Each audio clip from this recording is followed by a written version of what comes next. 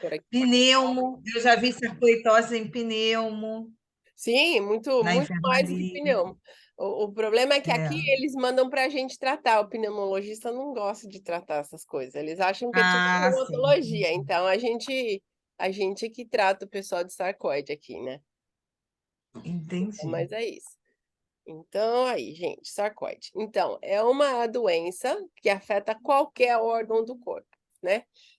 E a apresentação que a gente vê, né, é mais uma histopatologia, que é de granuloma, que é não caseating. Não sei como que fala essa palavra em português, mas significa que dentro dela Caseoso, acho que é não caseoso. caseoso. Isso, é não caseoso. E ele não tem Acho que é não caseoso. necrose, né? Tem diferentes tipos de granuloma, e para ser sarcóide tem que ser não caseolo, né? Caseolo? É isso? Tá. É. Então, quando a gente faz a biópsia, você vai ser o macrófago, você vai ter essas células epitelioides, células mononucleares, T-cell, CD4 e CD8, tá? Essa é assim, para fazer realmente o diagnóstico, você vai precisar de uma biópsia. Mais ou menos. A gente realmente não sabe o que sabe Mas, sarcóide, mas... mas Oi, o que que fala. significa não ser caseoso, não ter Caseoso é que não tem necrose no centro do granuloma. Ah, tá. Se tiver Entendi. necrose, é uma outra doença. Então, tem que ser não caseoso, tá? A etiologia a gente não sabe, né? É uma predisposição genética, mas existe um fator muito importante de exposição de ambiente, né? Então, o pessoal que lida com coisas muito tóxicas, pessoal que trabalha tipo assim, fazenda que usa muito agrotóxico, essas coisas assim, o pessoal que trabalha em química, eles têm uma predisposição mais grande a ter o sarcóide, tá? Isso a gente sabe, porque a gente vê bastante na literatura. Então, a epidemiologia é uma doença realmente também rara, né? Como tudo na reumatologia.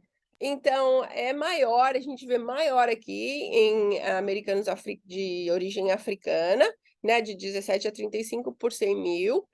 E na população de brancos, ela é um pouquinho menor, de 5 a 12. E aí é menos ainda em asiático e pessoal latino e hispano, tá?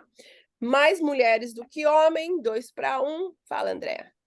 Não, agora que você falou, eu lembro que ela está classificada como doença ocupacional, não é? Porque você Às está vezes falando ela da pode ser. ocupação. Uhum, É, é, eu já estudei isso como é. doença ocupacional. Até eu tive um caso de um paciente meu que ele era encanador, né? E o pessoal É, trabalha com muita coisa assim, e eles realmente. E ele conseguiu provar na corte que o sarcóide dele foi causado pela ocupacional. Eu ocupação dele. lembro que é porque fica muito lá na pneumo, a sarcoidose. Exatamente. E a gente normalmente vê em pessoas de 35 a 50 anos, né? Não em pessoas muito jovens, de 20 a 30 a gente não vê muito, a incidência é muito maior em pessoas acima de 35 anos, o que também te dá uma dica de que isso realmente é exposição, né? Quanto mais, né, muitos anos você está trabalhando nessa profissão, mais as chances de você desenvolver essa sarcoide, né? A sarcoidose do pulmão, tanto é que você fala da pneumo, né, é a mais comum. Realmente é o órgão que a gente vê normalmente, é o mais afetado, né, a pessoa começa a tossir, ela tem desconforto, ela tem falta de ar, né, aí ela vai faz um raio-x de pulmão, e aí que a gente começa a ver os sintomas, realmente os sinais. Mas interessante é que em 50% dos pacientes eles não têm sintoma nenhum, tá? E normalmente a sarcoidose é limitada, ela aparece e ela desaparece às vezes sem tratamento. Então, às vezes tem pessoas que a gente faz, assim, vem aqui por outro lugar e a gente vê as cicatrizes no pulmão, mas não tá ativa mais, né? Então eles falam no raio-x que é uma doença granuloma antiga, né? A pessoa nem sabe que tinha sarcoide no passado, tá? Então, em 80% dos pacientes, quando eles são diagnosticados nessa fase 1, Volta sem tratamento, sem nada, você deixa e só observa, tá? Mas, se progredir, né, que são mais ou menos 20% dos pacientes, aí o diagnóstico já não é mais favorável, né, aí realmente se ela progredir, você tem que tratar, né. Então a gente vê isso, nos pacientes com oi, fala, Andréa. Não, o que você falou é como se fosse, ele evolui como tuberculose, faz uma infecção latente, fica ali, pronto.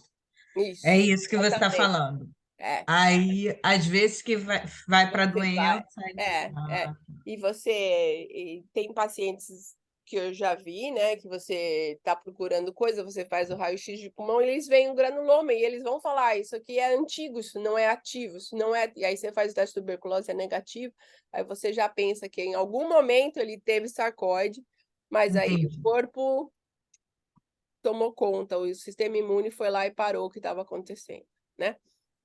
Mas existe um risco muito grande se chegar à fase 3, 2 ou 3 ou 3 a 4, que isso vai progredir seriamente e vai afetar o pulmão com mais, uma coisa mais aguda, uma coisa mais crônica, né. Hã, e eu tenho um paciente meu, na verdade, que ele tem sarcoidose sistêmica, ele tem sarcóide no pulmão, ele teve no olho, então não é só um órgão que é afetado há um tempo, né, a maioria é só o pulmão, mas às vezes ela pode afetar vários órgãos ao mesmo tempo, o que fica mais difícil da gente, tratar. Então essas mais ou menos são os estágios da sarcoidose pulmonar, né, então você vai fazer um raio-x, você vai essa adenopatia mediastal e hilar, né, mas sem nada no pulmão, ela está por fora ainda, né, ela só tem esses linfonodos que estão, assim, já alterados, mas elas você não vai ver, dentro do pulmão nenhum infiltrante. Aí, a fase 2 você já vê essa adenopatia e infiltrando pulmonar. E a fase 3 aí você já vem os infiltrantes do pulmão, mas sem a adenopatia. Então essa adenopatia, essa linfadenopatia, ela é o primeiro mesmo sintoma, né, essa é a fase 1, se você pegar na fase 1, tudo bem. Na fase 3 aí você já tem a fibrose pulmonar, na fase 4, desculpa, você já tem a fibrose pulmonar, que pode ser muito, muito, muito severa, a pessoa às vezes morre por causa disso. E aí o pulmão começa, né, a diminuir. E realmente essa adenopatia, ela desaparece. Então essas são as 4 fases da sarcoidose pulmonar, tá. E é muito importante quando eles fazem o raio-x, eles identificam para você qual que é a fase, tá. Então aqui mais ou menos você vê, eu quis ilustrar, é que eles trocaram mais ou menos. Essa aqui é a fase 1, tá, então você tem mais ou menos uma inflamação aqui, ó, mas na verdade ela é por fora do pulmão, ela não é dentro, né, ela tá na cavidade hilar do pulmão, e ela não tem nenhum infiltrante. Quando você usa a fase 2, que é essa daqui, você já vê mais inflamação dentro do pulmão, tá. Então você já vê que ela está penetrando, que ela já está entrando mesmo dentro do tecido pulmonar. Aqui é a fase 3. Então, é que esse é um CAT scan, mas o que você vê aqui, eu não sei se dá para muito ver, é que ele está formando cicatriz dentro do pulmão, ele já está começando uma fibrose.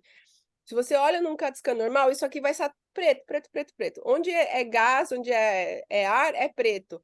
E aqui ele já está mais cinza, ele já está uma cor diferente quando você usa e você tem esses depósitos de muco dentro do pulmão, tá? E aqui já é uma fase 4, então você vê que o pulmão já está super afetado, né, não tem muito tecido, assim, você vê que esse pulmão aqui é mais, né, pretinho, ele tem bastante ar, e aqui não, o pulmão já tá bem afetado, já tem muita cicatriz, muita fibrose, né, então essa é a fase 4, tá. Então é assim que começa, fase 1, fase 2, fase 3 e fase 4. Na fase 4, se você pegar uma pessoa que, sei lá, nunca viu médico por causa disso, ah, vai ser difícil tratar, né, já não tem mais tanto tratamento quanto a fase 1, a fase 2, mesmo a fase 3, às vezes a gente consegue, parar a evolução, mas fase 4 já não tem muito mais o que fazer. Mas, porque, né, são umas doenças reumáticas, então ela não afeta só o pulmão, ela afeta todos os órgãos. Então, a pele também, fora do pulmão, é o mais comum, tá? Então, você vai ter vários... É muito interessante o sarcóide de pele, eu não sei se vocês já viram, porque eles têm várias formas, tá? E se a pessoa tem uma tatuagem, ela vai formar bem na tatuagem, vai parecer mais ou menos como se a tatuagem, ela vai assim, e parece que fizeram uma borda assim na tatuagem, tá? Então, às vezes a gente vê paciente que vai para o dermatólogo faz uma biópsia e vai te falar que isso é sarcóide. Você vai precisar da biópsia, mas as manifestações de pele do sarcóide são muito, muito, muito variadas. Inclusive, existe uma que a gente chama de lupus pernio. Não tem nada a ver com lupus, não tem nada a ver com isso, mas vai afetar o nariz e as bochechas, tá? Então, ela vai aparecer assim, super vermelha, né? Mais ou menos aqui, parece mais ou menos um pouquinho de lupus, né? Mas aqui o nariz fica extremamente inflamado, é realmente uma inflamação da pele séria, que às vezes a pessoa tem que ter a cirurgia plástica, tá? Porque às vezes pode destruir a cartilagem do nariz, pode infiltrar. Então, as manifestações de sarcóide de pele, elas são muito, muito, muito variadas, e você realmente vai precisar de uma biópsia para ter certeza do que é, tá? Mas então, se às vezes aí às vezes eu faço biópsia de pele, né? Se ela não é na face, eu não faço. Mas nos braços, nas faces, né, eu faço biópsia de pele. Então, como sempre, a gente tem que fazer duas, né? Tem que fazer duas biópsias, e a gente manda uma para patologia e a outra para imunologia, tá? Mas esses são, e como você pode ver, são extremamente variados. O pescoço é um lugar muito comum, para a pessoa dizer sarcóide nas costas, a face com lupus pernio, que é realmente o nariz e as bochechas, né? E se a pessoa tem uma tatuagem, adora ir na tatuagem. Quando você fala que faz, Mônica, você que faz o procedimento, coleta o material?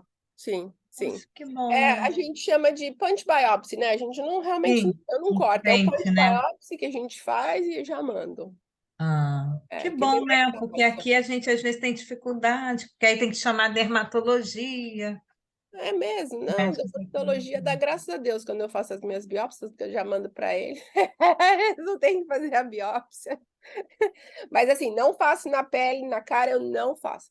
Em qualquer outro lugar do corpo eu faço. Na perna, nos braços, nas costas, no abdômen, eu já fiz várias. Mas, mas na face eu não faço, né? Mas o lupus pernio, ele é assim, você vê você já viu 1 milhão, que ele é extremamente assim distinto, que pega bem aqui a parte de frente do nariz e as bochechas. Mas vai te parecer, por isso que eles chamam de lupus, porque mais ou menos te lembra né, como se fala, o rash de lupus, né, que pega o nariz e aqui as bochechas, tá? Pode aparecer na unha, e a tatuagem também eu vi foi muito interessante, porque na verdade ela pegou bem onde estava a tinta. Então a tinta ficou assim, parecia que tinha uma elevação, tá?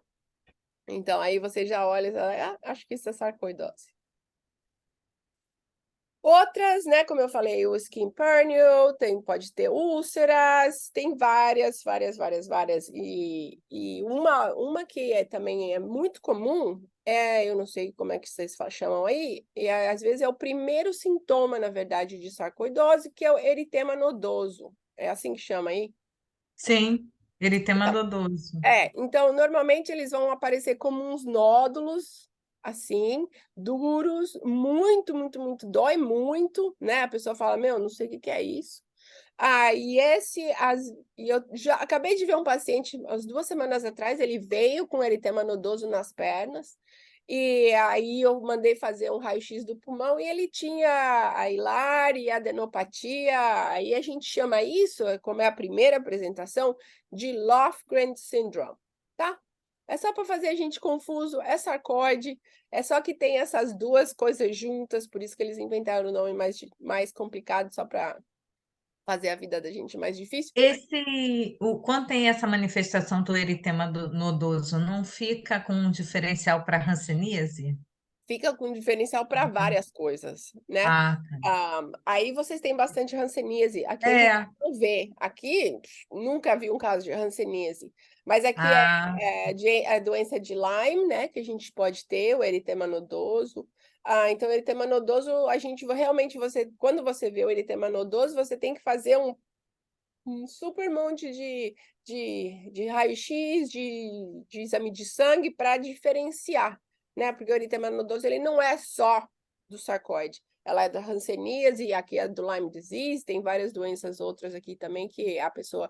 E eu tenho uma paciente que, na verdade, ela apareceu com eritema nodoso e câncer de tireoide. Então, o eritema nodoso é só, tipo assim, não é realmente diagnóstico de sarcoide, mas quando você vê o eritema nodoso e a adenopatia, aí você já sabe que isso é provavelmente o sarcoidose, tá?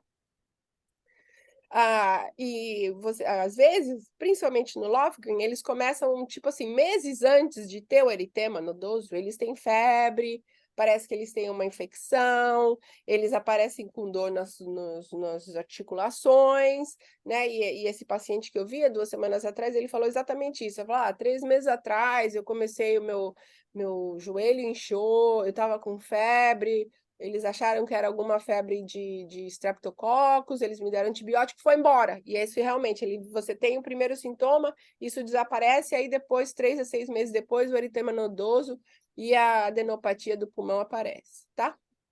Então, ele não é uma coisa que vem tudo junto, tá? Mas essa é o que eles chamam de Lofgren syndrome. O olho também é muito comum, é o segundo mais comum, tá? Aí a pessoa começa com dor no olho, o olho fica vermelho, ele fica sensitivo à luz, ele começa a perder a visão, né?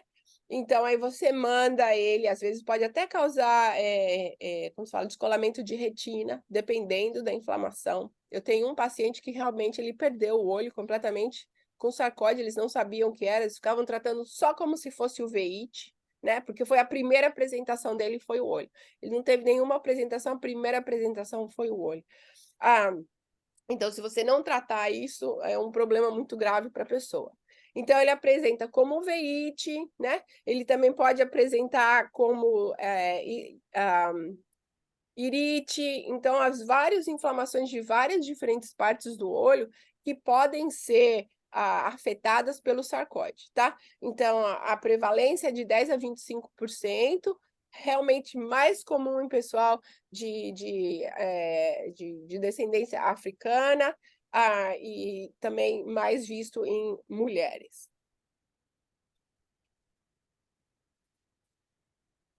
Então, olha, é uveíte, não uveíte com sarcoidose, esclerite, episclerite, às vezes pode envolver a glândula lacrimal e também pode causar neurite óptica, tá?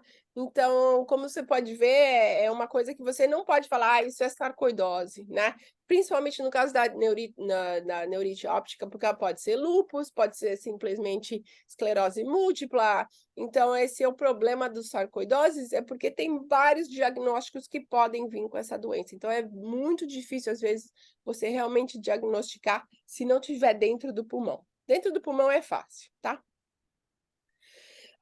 E como eles falam, às vezes começa devagarzinho, você tem um pouquinho de dor no olho, você não se incomoda, ela começa a progredir, tá? Então, aí a gente manda para o oftalmologista.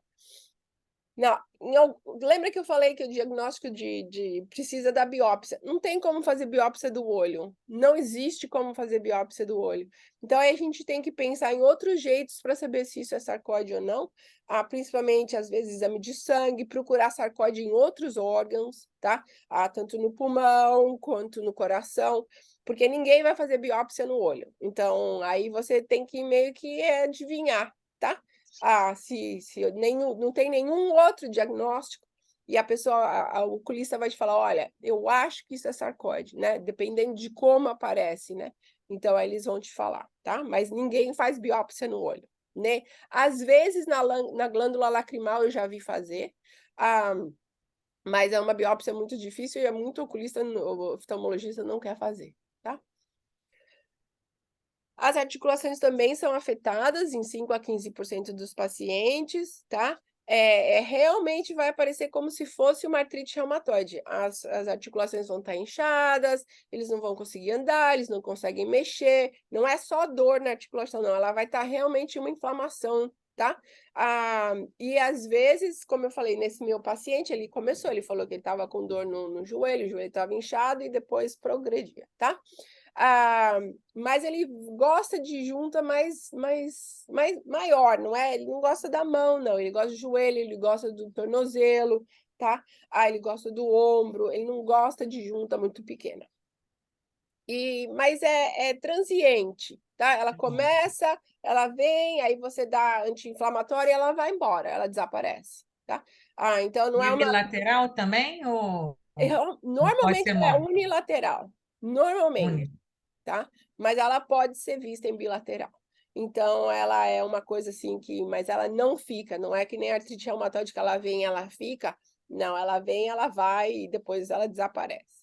Às vezes também pode aparecer como tendinite. Eu já vi um paciente que chegou com eritema nodoso e tendinite no tendão de Aquiles. Então, ela não é só a articulação, mas o tendão também pode ser afetado. Um pouco menos, é bem menos do que a artrite. O fígado também é afetado, tá? Muito menos, mais ou menos 5 a 30%. E é difícil realmente diagnosticar com o fígado, porque demora anos para aparecer, tipo assim, se tiver só no fígado, o que é raro, até aparecer no exame de sangue que existe um problema de fígado, você não vai saber que a pessoa tem sarcoide, tá?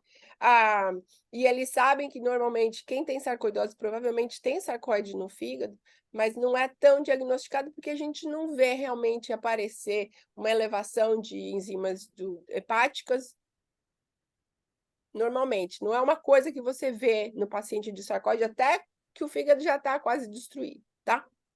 Então, ela é uma coisa mais silenciosa, e eles veem bastante isso quando eles fazem a autópsia da pessoa que morreu. Então, aí eles vão, a pessoa tem sarcóide, ela fala assim, também estava no fígado, tá? Então, 80% são assintomáticos, tá? A fosfatase alcalina, ela sobe, a GGT também sobe, e aí a alanina e não sei como vocês chamam lá, a ALT, a AST, elas sobem também, mas elas não sobem muito, 2 a 3, entendeu? Não é uma coisa assim horrível que a gente vê, a gente às vezes acha que até é gordura no fígado, né? Uma coisa mais normal. Mas quando você começa a ver a fosfatase alcalina subir, ela sobe muito, ela não sobe um pouquinho, não. Esse meu paciente que tem a sarcoidose sistêmica, a fosfatase alcalínica dele chega a 400, a 600, entendeu? Então, a gente já sabe que existe uma infiltração do fígado lá, com certeza, tá? E aí, se você fizer um ultrassom, alguma coisa assim, você vai ver que é hepatomegalia, mas, na verdade, a ressonância é preferida, porque ela vai te dar mais detalhes do fígado. Como se fala? A tomografia e o ultrassom, eles são menos sensitivos. Então, se você realmente quiser saber se existe uma infiltração hepática, você tem que fazer a ressonância. Outra coisa da sarcoide que afeta muito o sistema nervoso, né? E as manifestações de sarcoidose nervosa, que a gente chama de neurosarcoide, são várias. Então, a pessoa pode ter um derrame, ela pode ter dor de cabeça, ela pode ter epilepsia, ela pode ter neuropatia. Então, são muito variadas as apresentações do sistema nervoso da sarcoidose. E também ninguém vai fazer uma biópsia do cérebro, ninguém. Até hoje eu não vi, né? Então, a gente realmente tem que fazer mais, para realmente fazer esse diagnóstico, você precisa, e se só realmente estiver no sistema nervoso, que às vezes pode acontecer, você precisa fazer você precisa de um PET scan e de uma ressonância magnética, tá? Se você fizer a tomografia, não vai aparecer muita coisa, só vai aparecer que tem um tumor, mas não vai te falar do que é esse tumor. Eu tenho um paciente agora que ele apresentou com um tumor no cérebro, né? E a gente não sabia o que era, ele recusou fazer biópsia, o rapaz, o senhor tem 80 anos de idade, aí ele falou, não, eu prefiro morrer do que deixar alguém fazer uma biópsia no meu cérebro. E aí, quando a gente foi fazer o PET scan, apareceu que tinha também no pulmão, e com sintomas, realmente apareceu que era mais uma sarcoide Sarcoide. do que realmente um tumor maligno do cérebro, tá? Então, tanto o olho como o sistema nervoso, a gente não faz biópsia, tá? Ô, Oi. Mônica, mas a punção lombar não vem nada alterado? Então, vou falar da Umbigo? punção lombar. Aparece algumas coisas, mas ela não é assim, porque lembra, você precisa ver granuloma. Você não vai ver granuloma na punção Não, lombar, mas vai mas ter deve aparecer um alteração, líquido inflamado, como com uma certeza. tuberculose. Absolutamente. E a punção lombar vai estar, realmente, ela vai estar alterada, tá? Então, pode afetar a meninge, pode afetar o cérebro, pode afetar a glândula pituitária, a coluna, a medula vertebral e os nervos periferais, tá? Então, como eu falei, pode ir em qualquer lugar do sistema nervoso. Pode ter essa neuropatia cranial, né, que afeta os nervos craniais, então a pessoa vai ter essa dor na coisa, às vezes, que eles falam de facial palsy, né, que cai a cara, assim, não sei como chama, não lembro agora como vocês falam, quando a pessoa fica, assim, com a metade da cara paralisada, né, parece que teve um Ah, derrame. hemiplegia. Isso, mas é só a metade da face. É, hemiplegia, metade. É. Hemiplegia, isso. E aí, às vezes, dependendo se você tem um MRI que você faz com contraste, você vai ver no MRI que existe que eles chamam de um enhancement. A leptomeninge vai aparecer bem, bem, bem clara, ela brilha quase quando tem sarcoide no sistema neurológico, tá? Envolvimento do o nervo cranial 7, e então aí a pessoa tem aquela facial palsy, né? Pode ser unilateral ou bilateral, mas isso é fácil de tratar. A gente põe eles na cortisona e isso desaparece muito rápido, se for só essa apresentação, tá? Então, como eu falei, a leptomeninge também pode ser afetada, e aí, como você falou, você faz o spinal tap, você vai ter monócitos, pleócitos, muita proteína e mais ou menos o açúcar vai estar normal, tá? Às vezes normal abaixo, mas você vai ter uma alteração no líquido espinhal, no líquido como se fala mesmo, Andréa? Nossa, eu já até esqueci. Como? Licor. Licor. Licor, isso, tá? É, É. licor. Então, realmente, você já começa com tratamento com corticoide, e aí, né, tudo melhora. Não, quando afeta o cérebro, que é mais raro, tá? Então, aí a pessoa realmente apresenta um pouquinho mais, com sintomas mais severos. Eles vão apresentar com uma dor de cabeça horrível, eles vão ter epilepsia, tá? Eles vão ter intracranial pressure, vai estar elevada, né? E você não consegue controlar os ataques de epilepsia da pessoa com medicação de epilepsia. Tá? É bem mais complicado, e aí você vai realmente ter que entrar com um glucocorticoide muito dose alta, de 60 para cima, para realmente parar a epilepsia. Então, o tratamento aí, quando você entra, você não sabe o que está acontecendo com o paciente, você entra com a medicação não funciona, aí o pessoal, às vezes, pode ter uma dica de que isso talvez seja sarcóide, tá? Mas ninguém, muito poucas pessoas vão fazer biópsia do cérebro. Isso realmente é super. E como eles falam aqui, às vezes, mesmo você fazendo uma biópsia, porque você não pode tirar muito tecido do cérebro, às vezes você tem um falso negativo. Então, não é uma coisa que realmente é feita. Tá? Outra coisa que a gente vê muito aqui é essa small fiber neuropathy, que é a neuropatia de fibras pequenas Então, a pessoa tem a neuropatia nas pernas, às vezes no braço, né, essa sensação de formigamento, elas falam: "Ah, minha mão queima", né, e às vezes eles vão e voltam. Você vai realmente ter que fazer uma biópsia da pele. Isso é mais fácil de provar quando é essa small fiber neuropathy, tá. Mas em cima disso, eles vão ter que ter essa desautonomia. Então, eles têm palpitação, eles têm essa hiperidrose, eles têm desmotilidade gastrointestinal. Várias coisas são afetadas quando você tem a neuropatia de fibra pequena relacionada ao sarcoide, tá? Aqui a gente chama neuropatia periférica. Então. É, Aqui também, mas tem a neuropatia de fibra grande e a neuropatia de fibra pequena. Então, sim, quando você faz a biópsia, eles vão te falar se é fibra grande ou fibra pequena, tá? entendo. Então, e também eles falam que aqui a pessoa que tem essa neuropatia de fibra pequena de sarcoidose, ela não sua tanto, ela tem um suor meio diminuído. E acho que perdemos a Andréia, Valéria.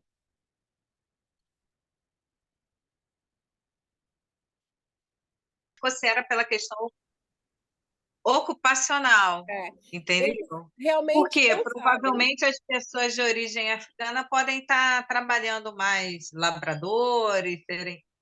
Pode ser.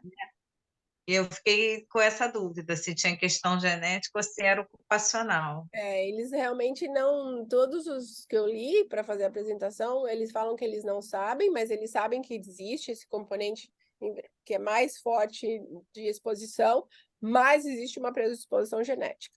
E como eu estava falando para a Thaís, a doença é sempre mais severa em pessoal de origem africana. Como é o pessoal de Ah, tá. lúpus, e a gente também nem sabe por quê, né? É. Ah, Pode ser porque não viram o médico antes, a gente não sabe, né? É uma coisa assim que a gente ainda tem muito mais pesquisa que é necessária, tá? Então, aí voltando, onde estávamos? Bom, tudo bem.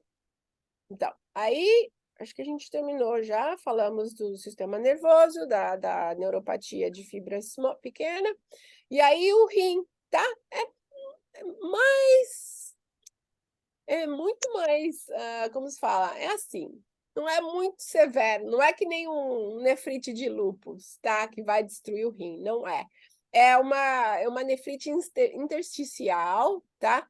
Ela é muito rara, você vê ela em 3% de paciente com sarcoide, tá? Não realmente não vai afetar tanto a função renal, mas se afetar, você vai ter hematúria, você vai ter piúria e proteinúria. Você vai ver essas coisas na urina, tá? Então, é uma coisa que você sempre monitora, de qualquer maneira, quando você vê os seus pacientes, você faz o exame, e aí você vê se existe alguma alteração. Eu tenho um paciente agora que ele trabalha no metrô, ele realmente ele trabalha assim, ele dirige o trem, né? Então a exposição dele ambiental é muito grande, porque sei lá o que está lá embaixo. Então ele tem pulmonar, o que é mais forte, ele está começando a desenvolver no coração, tá? Ele tem no fígado e ele tá com proteína na urina, mas ele se recusa a deixar a nefrologista fazer a biópsia. Então a gente assume nesse caso que realmente ele tem também o sarcóide afetando. Mas de todos os meus pacientes com sarcóide, ele é o único que tem essa proteinúria no rim, tá? Então é muito raro, a gente não realmente vê muito a nefrite com o pessoal de sarcóide, tá? Outras doenças renais, você vai ter essa nefrocalcinose, você vai ter pedra nos rins, a hipercalcímia e hipercalcinúria.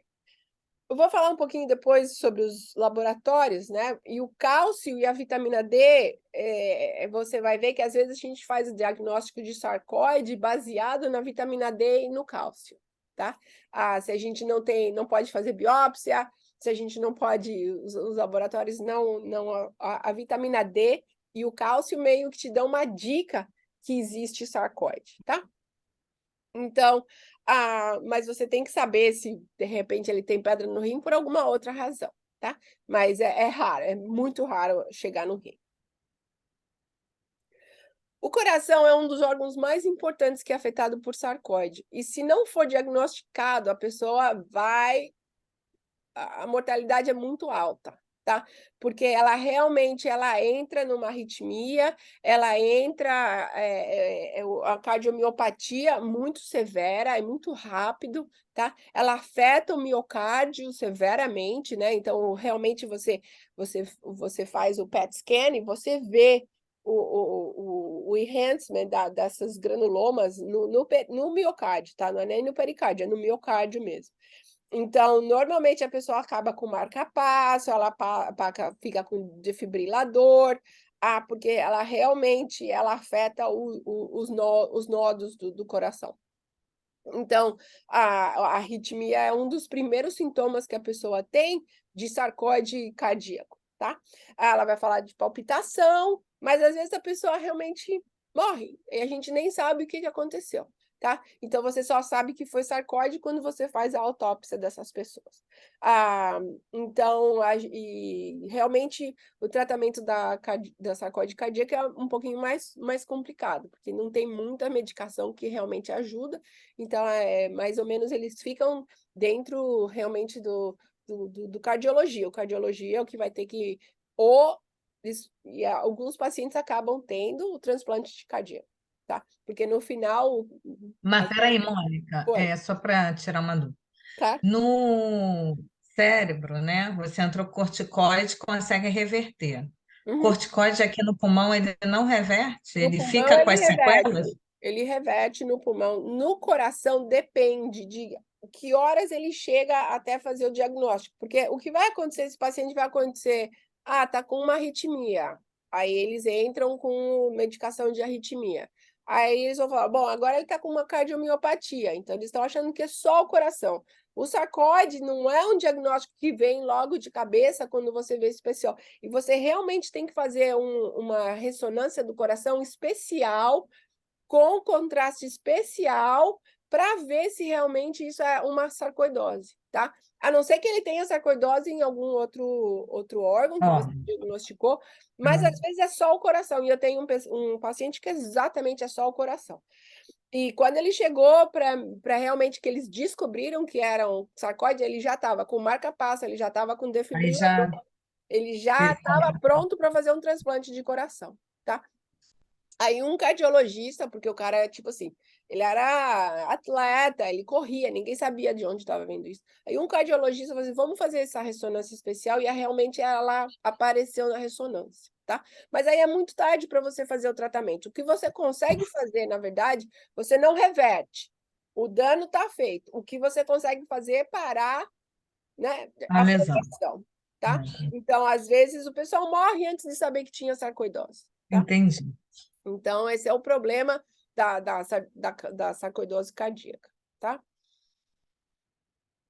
Como eu falei, a falha cardíaca é resultado, ela é muito severa, ela vem do nada, assim, tá? Não é, porque ninguém realmente sabe do que está acontecendo. Então, você vai ver essa falha cardíaca com a fração de ejeção reduzida e também com fração que não está reduzida. Então, é difícil fazer realmente o diagnóstico, tá? Mesmo que você faça um cardiograma, um ecocardiograma, você não vai ver, você vai ver uma doença normal do coração, você vai ver um heart block, você vai ver uma taquicardia supraventricular. Só se você realmente fizer essa ressonância com contraste específica, é uma ressonância cardíaca, aí você vai ver, porque onde está os granulomas, ela aparece, tá? Ela ilumina onde estão esses granulomas. Então, o pessoal vai falar que tem um enhancement e provavelmente é sarcoidose. também pode, como eu falei, vai em tudo quanto é canto. Então, o trato gastrointestinal também, né? Tanto da cavidade oral como cólon, qualquer lugar ele pode ir, mas é bem mais raro. Eu nunca vi ninguém com sarcode no trato gastrointestinal, tá bom?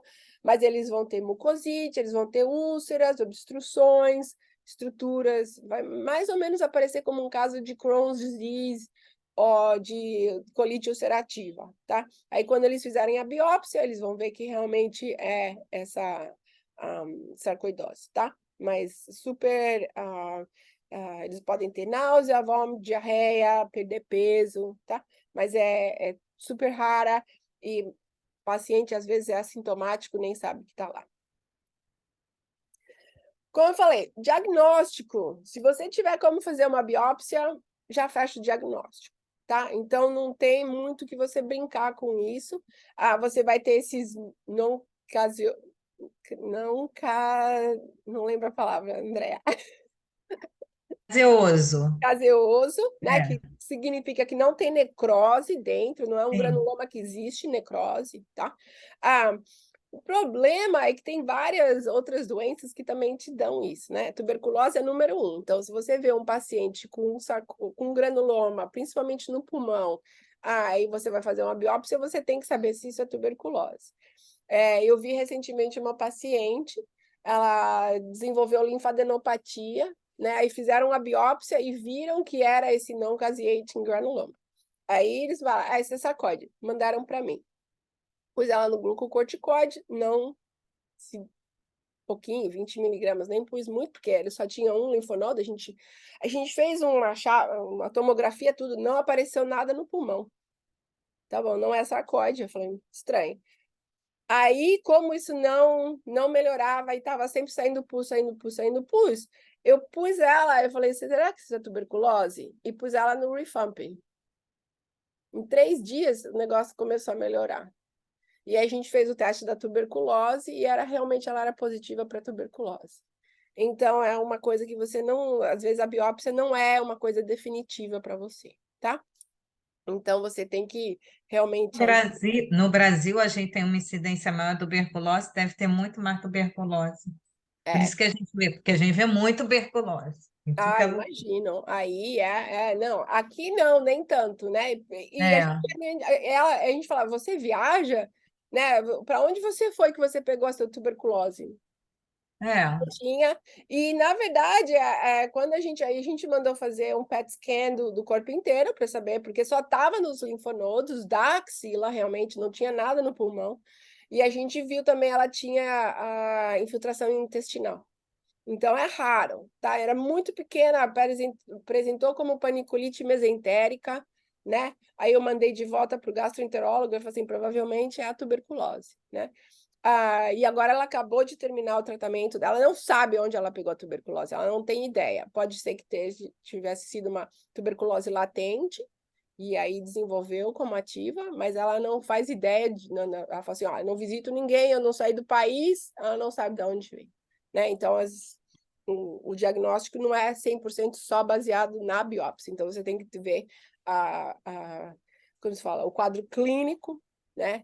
A biópsia. E, às vezes, a gente vai falando um pouquinho sobre laboratório. Existe um laboratório que é esse Angiotensin Converting Enzyme, tá? Que a gente usa aqui mais ou menos como guia, tá? Não é realmente super diagnóstico. Às vezes, o pessoal tem sarcóide e ele é negativo. Então, ele realmente não é super indicativo de sarcóide. Mas, como eu falei, a relação entre o cálcio e a vitamina D, ela é alterada no pessoal de sarcóide, ninguém realmente sabe por quê. Então, a vitamina D, quando você faz o exame, ela vai estar altíssima, ela vai estar super alta. É aquele pessoal que parece que está tomando vitamina D há 30 anos, tá? Então, eles estão assim, 80, 85, às vezes até acima do normal, a vitamina D eles vão ter, e o cálcio também vai estar bem alterado. Mas isso é só por causa dessa relação que eles quase não entendem entre a paratiroide fazendo esse excesso de vitamina D e puxando o cálcio, tá? Mas esse, às vezes, também, quando a gente não sabe se a gente usa isso como como um guia para saber se isso é sarcóide ou não. Se a gente vê uma vitamina D muito elevada, a pessoa fala, não, eu não tomo vitamina D, né? E principalmente se a pessoa for de descendência africana, porque você sabe que o pessoal de descendência africana sempre tem uma vitamina D baixa, né? Por causa da melanina, né? Então eles não sintetizam tanta vitamina D. Então você vê uma pessoa de origem africana com uma vitamina D muito alta, aí você já sabe, tá? E você nunca pode dar nem cálcio, nem vitamina D para esse pessoal tomar, tá? Porque daí a doença piora. Então, são coisas que a gente evita nessas duas pessoas, tá? Então, é biópsia, às vezes laboratório, e o quadro clínico e o imaging, tá? A imagem, a PET scan, o MRI e a tomografia do pulmão. Aí você põe tudo junto e aí você decide se isso realmente é sarcóide ou não. Como eu falei, pode ser várias coisas. Pode ser um tumor. Mônica, Oi. voltando lá um pouquinho o pulmão. Quando o pulmão está lá na fase 4, aí é indicativo até de transplante, né? Sim, Que aí senhora. não Não tem tem. muito o que fazer. Não. Aí já o pessoal já está no oxigênio. Você pode até reduzir um pouco, mas é transplante mesmo como coração. Tá?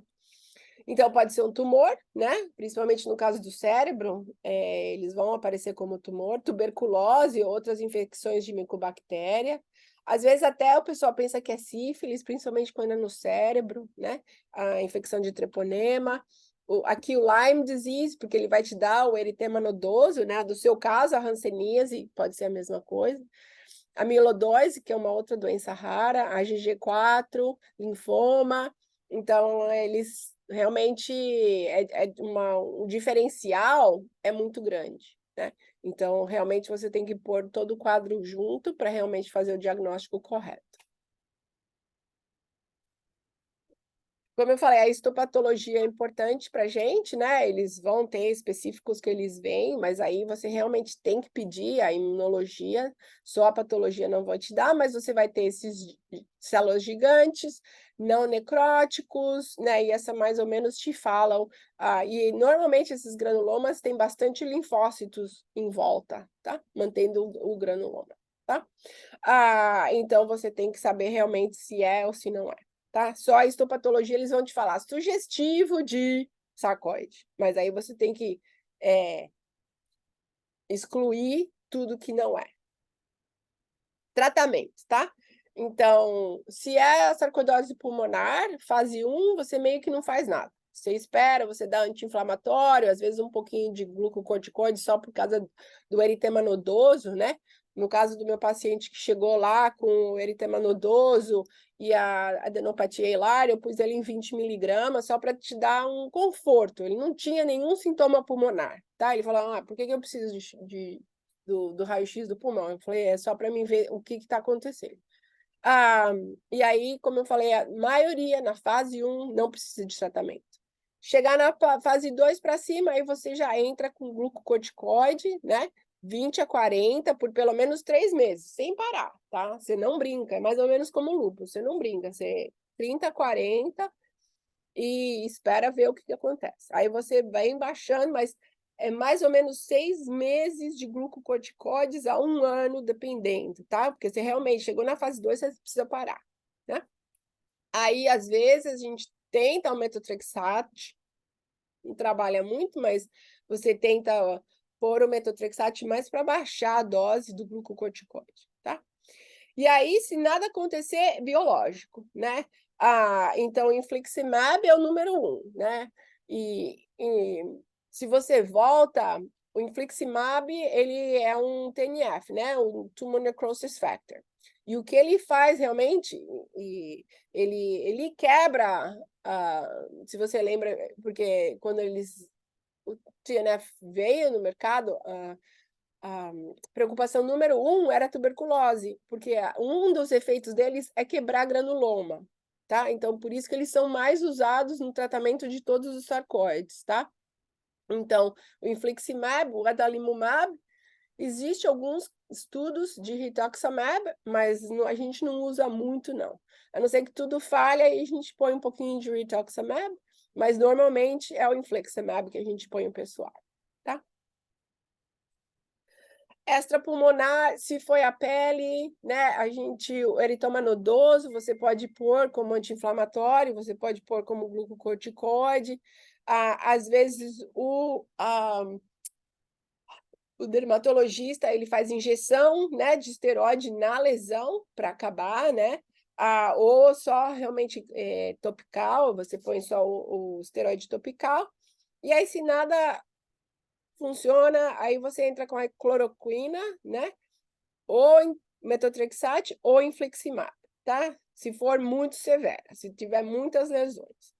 No olho, você começa com o eye drop de glucocorticoide, né? Então, você põe as gotas de glucocorticoides, não deu, entra com oral, aí o DMARD e aí o infliximab, tá? Principalmente se for o VIT, vai responder muito bem ao infliximab. Como eu falei, no caso das articulações é um pouquinho diferente. Então, a gente já entra e ela é limitada. Então, realmente é raro que a gente precisa de qualquer glucocorticoide ou de biológico. É mais anti-inflamatório, né? O fígado ou o rim, aí a gente também entra com glucocorticoide. Agora, quando a gente fala de neurosarcoide aqui, a gente entra com os dois juntos. A gente entra com glucocorticoide e a gente já entra com infliximab, tá? E isso é longo termo. Isso não tem tempo de acabar. A gente não para, tá? Isso é para a vida, infelizmente. E mesmo no caso da pulmonar, se a gente não para ela na fase 2, se ela progressa, o tratamento é para o resto da vida, né? Vira uma doença crônica. E principalmente no caso de neurosarcoide, eu tenho um paciente agora que está no infliximab já faz 4 anos, tá? Então, ele vai parar? Eu falei assim, eu não vou parar, porque a gente não sabe, né? Não existe um estudo que fala, para aqui, né? E vai dar tudo certo. Então, é arriscado você parar, na verdade, porque isso pode voltar, né? E com o cérebro você não quer brincar, então a gente realmente não para. O coração é um pouquinho mais complicado, porque realmente você só tem o glucocorticoide, porque o TNF, se a pessoa ter falha cardíaca, você não pode entrar com o TNF, né? Porque existe uma contraindicação muito grande do TNF, particularmente do infliximab, ele pode fazer a falha cardíaca pior, né? Então, a gente realmente só tem o glucocorticoide. Tem casos que o pessoal usa o micofenolate, mas isso é muito, né? Como se fala, não trabalha muito bem, tá? Então, a gente tem que tomar muito cuidado. E aí, se não funciona, se nada dá certo, a gente pode até tentar o rituximab, isso em casos extremos, que realmente a pessoa tem falha cardíaca e não pode tomar o TNF, aí a gente entra com o rituximab, tá? E acabamos.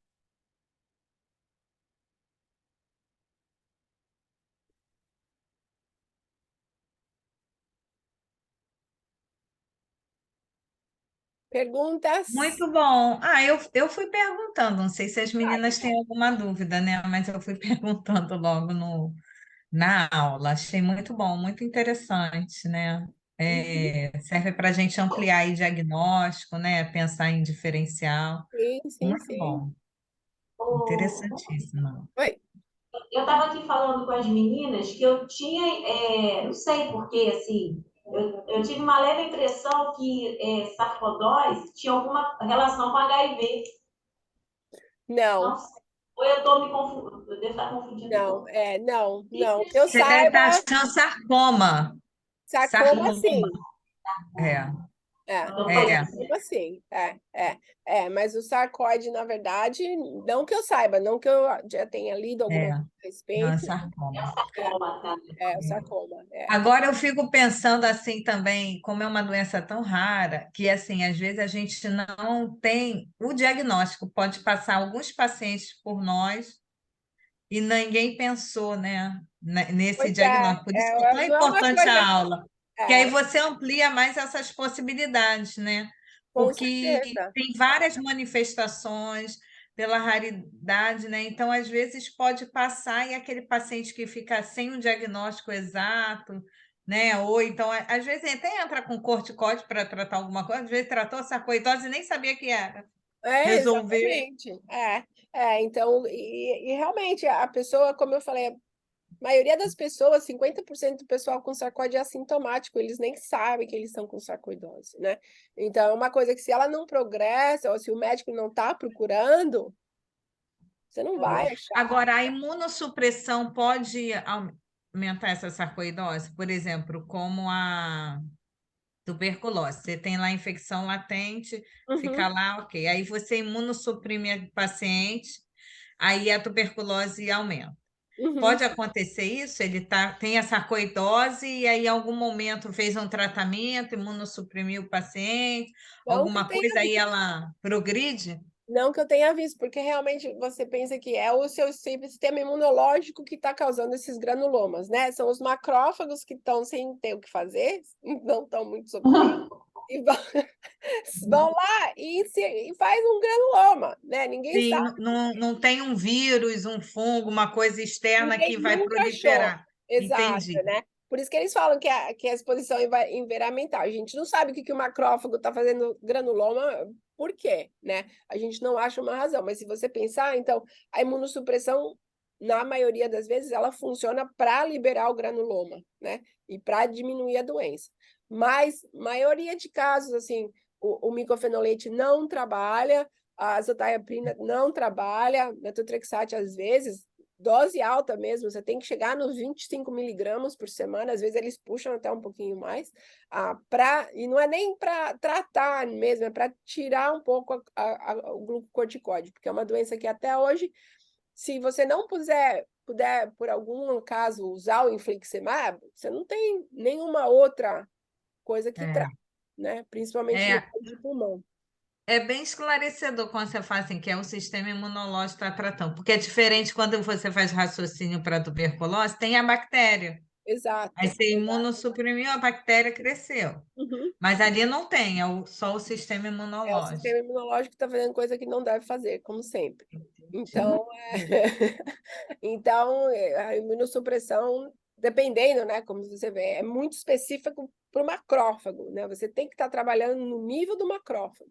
E é por isso que o TNF trabalha, porque o TNF vai diretamente no macrófago.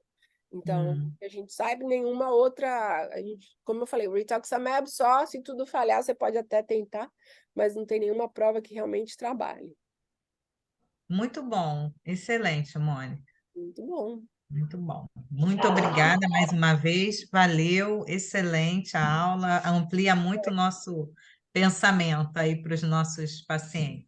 Muito bom. Acho que Alguma ela tinha uma dúvida pergunta. mais? As meninas querem falar mais alguma coisa?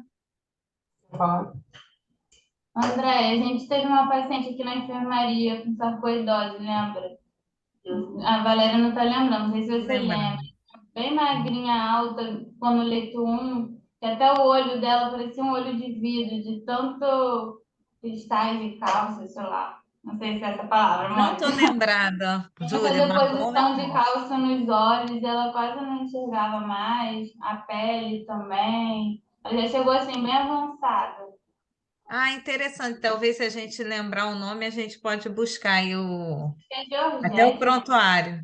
Mas eu E não estou o olho lembrando. dela parecia um olho de vidro, assim, bem esbranquiçado. Nossa, então, por isso que eu falo, provavelmente ela deixou, ela foi no oftalmologista, e o oftalmologista não sabia o que que era.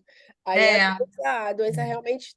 Tanto é que esse meu paciente que teve no olho, ele perdeu o olho, ele tem realmente um olho de vidro, ele tem um olho falso, porque ele realmente ele teve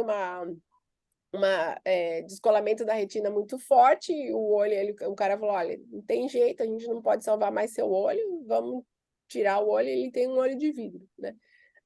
Então o olho realmente pode ser afetado e é bem, bem agudo, a pessoa pode realmente perder a visão. interessante a Júlia lembrar esse caso. Eu não estou lembrada também, não. Mas depois vale a pena a gente tentar ver aí o Se prontuário quiser, dela, porque é bem interessante, e né? apresentar o caso para a gente ver. É, legal. Vamos tentar resgatar. Que Legal, bom. legal. Muito obrigada. Valeu, Nada, Júlia, gente. também. Tá bom. Beijinho, boa semana, Beijo. então. Boa semana, Tchau. gente. Tchau.